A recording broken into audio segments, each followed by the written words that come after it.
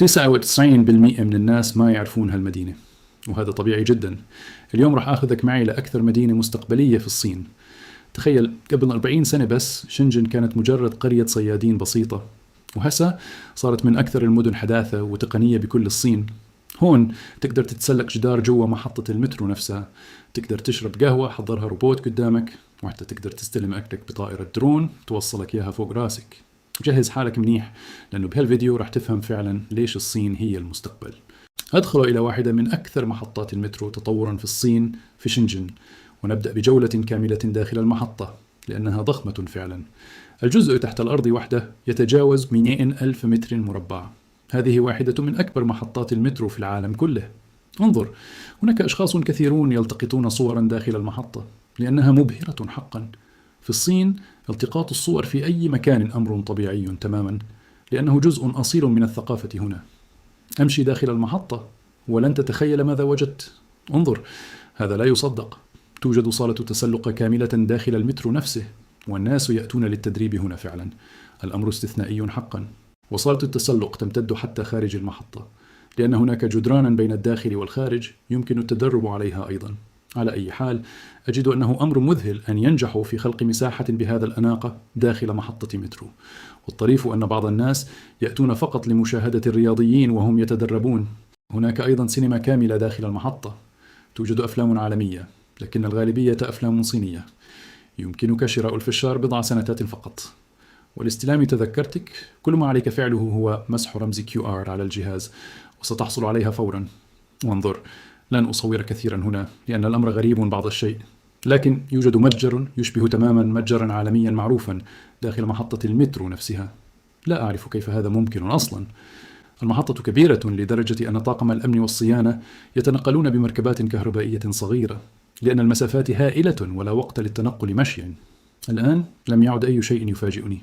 انظر، يوجد حتى مصور محترف هنا. ملابس متنوعة يمكنك استخدامها لالتقاط أفضل الصور، بل ويمكنك حتى وضع مكياج مباشرة هناك. بعدها يعالج المصور الصور على الحاسوب وتصلك مباشرة على حسابك في ويتشات. مكان مذهل فعلا، يمكنك أن تضيع فيه يوما كاملا. هناك أنشطة كثيرة جدا في هذه الأروقة. حديقة واقع افتراضي مخصصة للأطفال، وصالات رياضية ضخمة جدا مفتوحة على مدار الساعة، وبالطبع مطاعم كثيرة جدا، بل حتى سوبر ماركت ضخم داخل المحطة نفسها. وفي كل محطات المترو في الصين أرى هذا الإعلان نفسه، شاشات في كل مكان لمنتج وجبات خفيفة صينية، ويبدو لذيذا فعلا. وانظر، هذا الروبوت ينظف الأرض، وإذا وقفت أمامه سيتوقف فورا ثم يستأنف مساره بمجرد أن أتنحى. وإذا تهت داخل المترو لا تقلق، هناك مساعد ذكاء اصطناعي يمكنه مساعدتك في أي وقت. الجزء الأبيض هو المترو العادي، والجزء الأصفر هو الدرجة الأولى. وعلى الشاشة تظهر شخصيات صغيرة تخبرك بمدى ازدحام كل عربة، فتستطيع اختيار عربتك بذكاء. هنا مساحة كافية لوضع الحقائب، بينما في العربة الأخرى الجميع متكدسون فوق بعضهم. هذه هي الميزة الأساسية لهذه العربة تحديدا. كلفتني هذه الرحلة 15 يوان، أي ما يعادل يوروين تقريبا، أي 3 أضعاف السعر المعتاد تقريبا. والآن سأطلب مشروب بابل تي، لكنه لن يصل بالطريقة المعتادة. سيصلني عبر السماء فعليا بواسطة طائرة درون. أنا الآن على تطبيق ميتوان أوبر الصيني إذا صح التعبير. يمكنك طلب أي شيء تقريبا، وجبات سريعة، بابل تي، نودلز وغيرها الكثير. وأنا سأختار بابل تي هذه المرة. إن أردت يمكنك حتى طلب منتجات من عدة متاجر مختلفة في وقت واحد، وسيتم توصيلها لك معا بواسطة الدرون نفسه. الآن أنتظر وصول الدرون وهو في الطريق فعليا. يمكنني متابعة الطلب من داخل التطبيق مباشرة فقط بالضغط هنا، وأرى أن الدرون موجود حاليا داخل المتجر نفسه، وسيبدأ التوصيل خلال لحظات. ها هو بدأ بالوصول فعلا. انظر إليه، يقترب أكثر فأكثر. وانظر، إنه يهبط مباشرة فوق الكابينة المخصصة للاستلام. وصلني الصندوق للتو، والدرون يعود من حيث أتى مباشرة. حظا موفقا له في رحلة العودة. أدخل الرمز الخاص بي وأتمكن من استلام طردي فورا. وها هو الأمر تماما وكأنني أستلم طردا بريديا عاديا. أعتقد أن هذه وسيلة رائعة حقا للتوصيل، خصوصا لمن يعملون طوال اليوم في المكاتب هنا. وانظر، حتى من ناحية البيئة هناك تفكير واضح. بعد استلام الطلب يجب طي الصندوق وإعادته حتى لا ينتج عنه نفايات، وليستخدم مجددا في المرة القادمة. طالما الجو حار جدا هنا، اخترت أن أطلب بابل تي ليساعدني على الانتعاش قليلا في هذا الحر الشديد الصيفي. وبصراحة من المذهل حقا رؤية هذا التطور في شنجن، خصوصا حين تعرف أنها كانت قبل 30 أو 40 عاما مجرد قرية صيادين صغيرة. أما الآن فنحن في مدينة ضخمة بالكامل، مليئة بناطحات السحاب من كل جهة وروبوتات موزعة في كل حي تقريبا. التطور الذي شهدته الصين خلال 40 عاما فقط أمر استثنائي بكل المقاييس. بعدها توجهت نحو أحد أحياء المدينة، حيث توجد سيارات أجرة ذاتية القيادة متاحة للاستخدام الحر. هذه السيارات غير موجودة في كل مكان في الصين بعد، بل فقط في أحياء معينة، لكن عدد هذه الأحياء يتزايد باستمرار. أعتقد أنه خلال سنوات قليلة سيكون بالإمكان استقلالها في كل مكان تقريبا داخل البلاد. لا أعرف إن كانت هذه التقنية موجودة في فرنسا في بعض الأحياء، لكنني أشك في ذلك فعليا. ها هي السيارة وصلت للتو. انظر، هناك كاميرات في كل مكان على هذه السيارة. لتشغيل السيارة يجب إدخال الرمز الخاص بك، ثم الضغط على زر بدء الرحلة، وهذا مكتوب بالإنجليزية والصينية معا، ما يجعل الأمر عمليا جدا للجميع. على أي حال، إنه أمر مذهل حقا أن تستقل سيارة أجرة دون سائق على الإطلاق. أنت وحدك تماما داخل السيارة، والرحلة تسير من تلقاء نفسها بالكامل. وهناك كاميرات منتشرة داخل السيارة أيضا، للتأكد من عدم وجود أي شخص يتصرف بشكل غريب أو خطير بالداخل. لا أعرف إن كان السبب متعلقا بكونها سيارة ذاتية القيادة تحديدا، لكن جميع السيارات الأخرى تحاول تجاوزها باستمرار، والسيارة نفسها لا تسمح لهم بذلك بسهولة. حتى الصينيون أنفسهم يبدون مصدومين من مشهد سيارات دون سائق، فيلتقطون صورا ومقاطع فيديو باستمرار. وانظر، رغم كل هذا الازدحام المروري، السيارة تنجح في تفادي كل شيء بسلاسة، لأن السائقين الصينيين بصراحة ليسوا الأفضل في العالم من ناحية القيادة، لكن السيارة نفسها تتدبر أمرها جيدا رغم كل هذه الفوضى المرورية من حولها.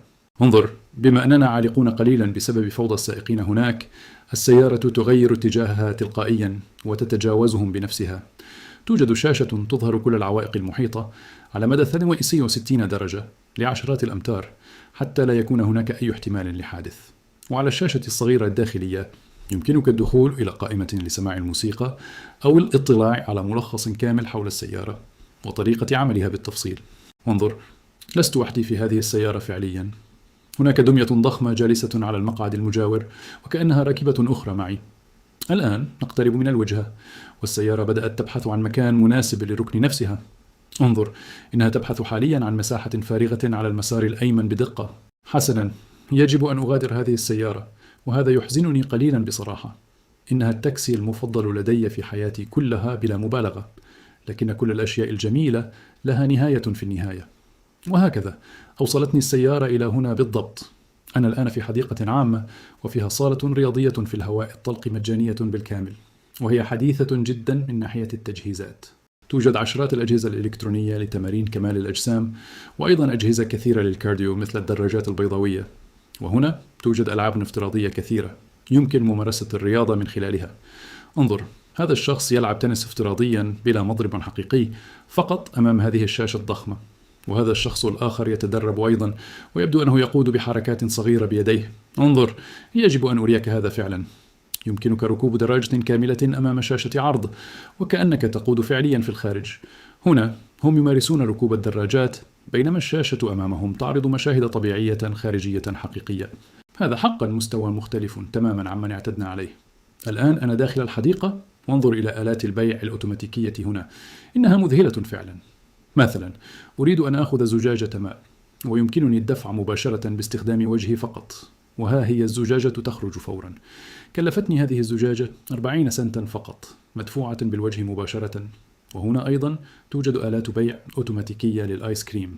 هذا موجود بالفعل وبشكل طبيعي جدا هنا. يمكنك الحصول على الآيس كريم فقط بمسح رمز QR الخاص بك.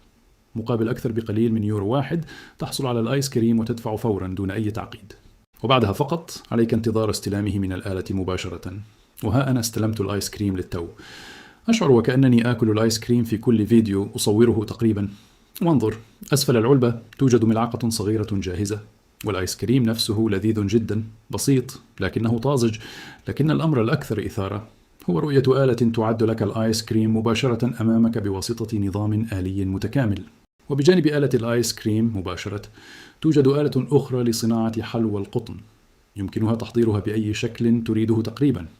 وإلى جانب ذلك كانت هناك أنشطة رائعة أخرى كثيرة داخل الحديقة، بدءا من خط تزلج هوائي ومرورا بحفل موسيقي صغير ووصولا إلى مباراة كرة سلة كاملة، وكل هذا مع إطلالة ساحرة على ناطحات سحاب شنجن الممتدة في الأفق أمامنا مباشرة.